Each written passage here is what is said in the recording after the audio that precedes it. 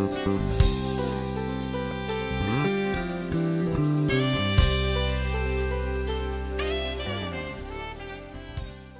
my name is Werner Keller. I'm with the Channel Islands Community Association. We're a citizens group here in Oxnard, Ventura County, California, concerned with a variety of issues, trying to help government officials see things in a slightly more rounded way.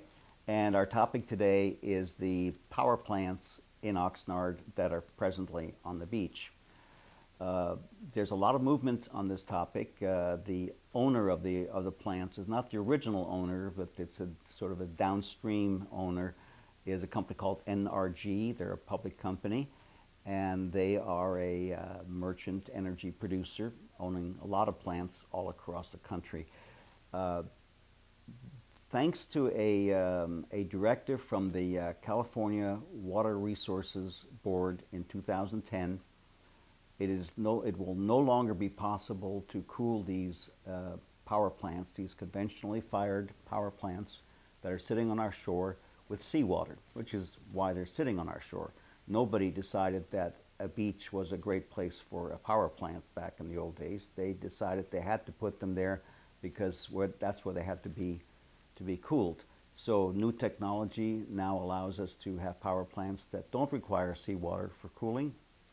And so the Water Quality Resources Board passed a directive, I believe it was in 2010, saying that by 2020, more or less, the states, the water side plants would need to be relocated, decommissioned, re-engineered, such that there was no once-through water cooling done at these plants.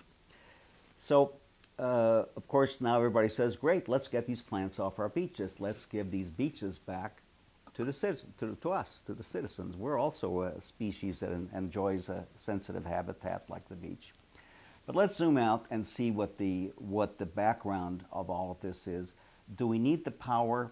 NRG has proposed a new plant, a new non-ocean cooled plant on our shore here in Oxnard. They're taking the one in South Oxnard, which is the big one, the one at Ormond Beach, out completely. And frankly, I think some of that is because there's been a lot of pressure. The environmentalists have been primarily focused on Ormond Beach, and the response has been to say, okay, we've taken that one out. The ones up here is a more complicated situation, but let's zoom out and take a look at what's happening in California. California hit its peak electric consumption, I think it was in 2000 or 1999, 15 years ago. Why, even though a lot of things are growing in California and we've recovered nicely from the Great Recession, why are we not using more power? Well, it's because you and me are finally starting to use compact fluorescent lamps and LEDs and some other energy-saving measures. We're using iPads instead of PCs. So we're just becoming more effective in our use of energy. So the first slide shows that energy, that's the energy consumption slide for California. It's in a downtrend, and it's been in a downtrend for not 1 or 2 years, it's been a downtrend for 15 years. So I'm not sure that we are, in great need of more energy. The other piece, the second slide, is the one about that shows our productive capacity. How much energy can we actually produce? And that is in an uptrend. Why is it an uptrend? Because of a second sort of a green movement, which is that the state of California has uniquely encouraged alternative energy supplies. They're not cheaper, they're more expensive, but particularly solar, to some extent wind, but mostly solar has just exploded. It was up 40%. Solar production was up 40% last year. So the second chart that you're looking at shows electric production rising. Well, that clearly means that our use of electric production capacity is dropping. In other words, we're using less and less of the available online production capacity. We have a surplus of generating capacity in California. So against all of this, why would we need more power plants to begin with? Well, I'm sure there's complicated reasons. It's a very complicated calculus. But even if I give you the right to build some more power plants, why do they need to be on our beaches? Sadly, the answer to that is because they've always been on our beaches. There's nobody from NRG on down that I can imagine would ever propose a brand new power plant on our beaches, but they're doing it because they can, because the people of Oxnard are used to it. Well, I would take the position that the people of Oxnard have taken their turn at being an electricity generating provider to Southern California. We've done this for 50 years now, generated a lot more power than we need locally. So maybe it's somebody else's turn, and maybe it doesn't have to be in a sensitive area of natural beauty. So I'd like to show you one more slide, actually a couple more, but the next one summarizes what the current proposal is, just because we've done the analysis. Here are the two power plants in question, Ormond Beach and Mandalay. They currently produce over 2,000 megawatts of power. That's quite a bit. I mean, just for comparison, Diablo Canyon is just over 2,000 megawatts, and everybody's heard of its big nuclear facility. So we're heavy-duty electric generators. After they make the changes, and those are in red at the bottom of the slide, Ormond Beach is going to be gone. The old legacy Mandalay 1 and 2 are going to be gone. Mandalay Unit 3, which was added later, which is a air-cooled facility, will stay. That's 138 megawatts. And the new one, which they artfully call Puente, with 262 megawatts, will also be put in. So we have 400 megawatts. Now, I know this is all bewildering. It's bewildering to me. But we're going from 2,000 megawatts to 400 megawatts, and that feels like we're taking 80% of the capacity off the shore. And our question would be, why 80%? If it's so easy to take 80%, why not take 100%? Why not give the beach back to the people and to the animals that like to live there? The reason our association got involved in looking at this whole NRG question is because we're primarily focused on Channel Islands Harbor, and the Mandalay power plant has an interesting ecological connection, environmental connection with the harbor, because the water that cools the power plant is drawn from Channel Islands Harbor.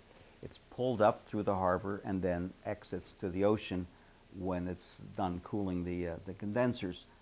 And it's quite a bit of water. It's 176,000 gallons per minute, which is a moderate-sized stream, or over 2 million or 250 million gallons per day when the plant is operating. At the information meeting, I asked the folks from NRG what they were planning on doing with this canal, and they candidly said, "We don't know. We don't think it's part of what we're supposed to be solving for." So our question would be, somebody needs to solve for that, because it could be very critical to the water quality and the environmental condition of Channel Islands Harbor. And probably the best group of people to start studying that would be the Oxnard City Council. So we would like to take the position that, I don't want to argue about the color of the smokestack, although they chose Battleship Gray because they think it matches the fog, and I'm thinking, give me back the orange and white striped chimney. At least I know it's a facility, and I could see it from the ocean. I mean, the whole thing is sort of unimaginative. but to put a small plant, which they already admit will not be used very much. And by the way, the Mandalay 1 and 2, the old legacy plants, they haven't been used all year. They're not running all year. The Ormond, as far as I know, have not been running because they're more expensive to run. The old technology is more expensive.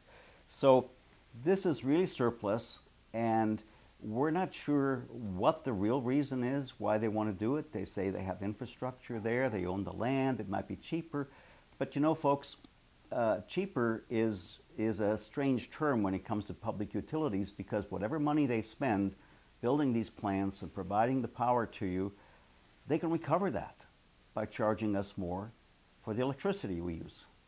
So it's really, they're not sitting there trying to save money. I don't know, they're just taking an easier way out. The area that I'm talking about, north of northern part of Oxnard on Harbor Boulevard, is really an industrial dump. I know it's producing electricity, it's got all the stuff, but it looks terrible. It has not been landscaped at all. And now they're going to decommission it.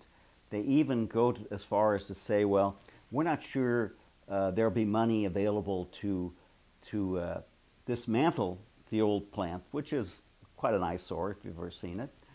So I don't even want to address that threat by NRG. I would simply say, folks, if because of sensitive habitat reasons, because we're trying to protect wildlife and we're trying to protect the environment, if for all those reasons we can't cool these power plants with water, with seawater anymore, and I'm totally, and our organization is totally behind that. Yes, we agree. Then how about us? How about the citizens of Oxnard? How about protecting our habitat?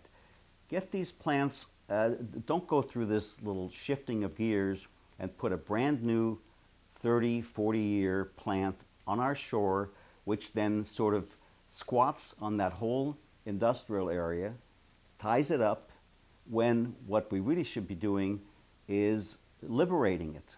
Right to the north of it is a great state park, and then comes the Santa Clara River.